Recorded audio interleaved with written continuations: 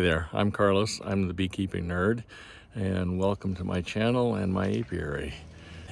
I live in central Utah and at the elevation of 5,000 feet. So we experience winters and we experience summers here.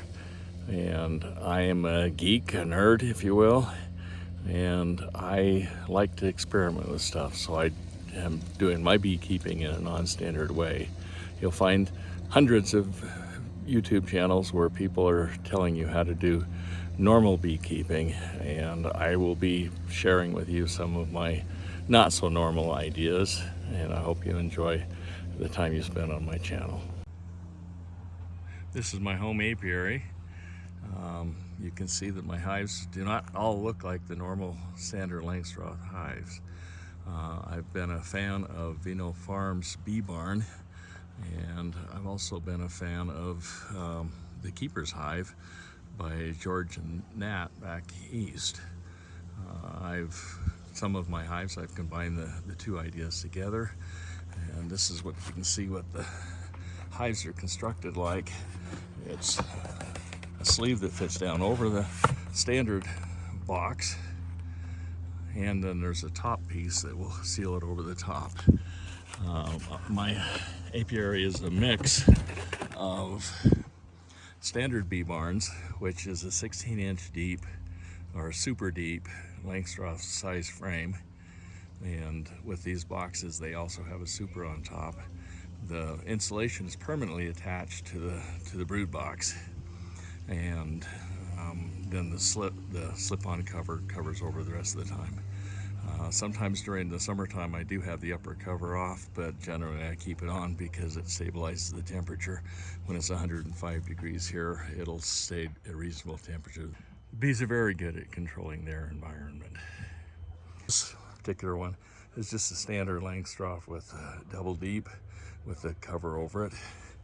These are regular bee barns. This one is a 2 queen. Actually, this one is a 3 queen. It contains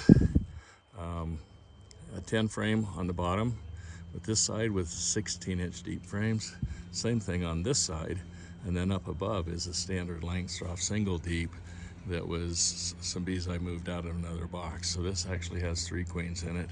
Again, 2 more standard bee barns, and another that this one only has 2 colonies in it. So it has the standard box and then a double deep on top, and both of the deeps in the spacer box and the above one are separated, so they're completely separate colonies.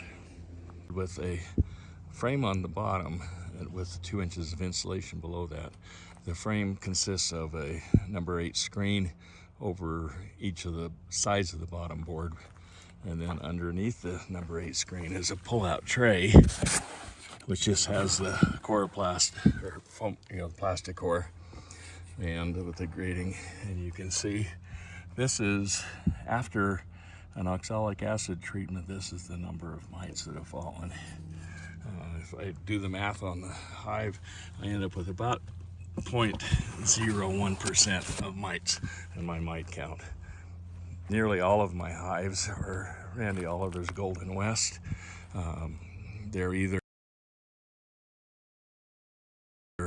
straight bred from California or first generation from his queens or his virgins. This is an introduction to my 3 queen hive. It's patterned after the Vino Farms Bee Barn, with the lower 2 brood chambers side by side with 16-inch deep frames. Then above it there's the yellower colored box is a spacer box, which has a divider down the middle, and the bees from the lower colonies have complete access to each side. Each colony has to each side. Then there's a double screen board, a Snell Grove board if you will, and above that is a spacer giving the upper entrance. And then this box is a single deep that was recovered from my mini mating nukes.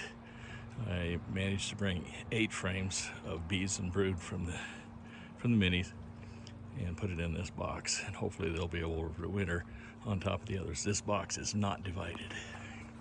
Now looking at the side, I built it very similar to the two queen keeper hive with a lot of my own ideas added to it, and I had to make some changes to allow for the foam slipovers. But if you look down in there, that's the population of the bees, and they seem to be doing just fine. Those two little boards cover holes that I use for access for putting feeders on when they need it. And this is a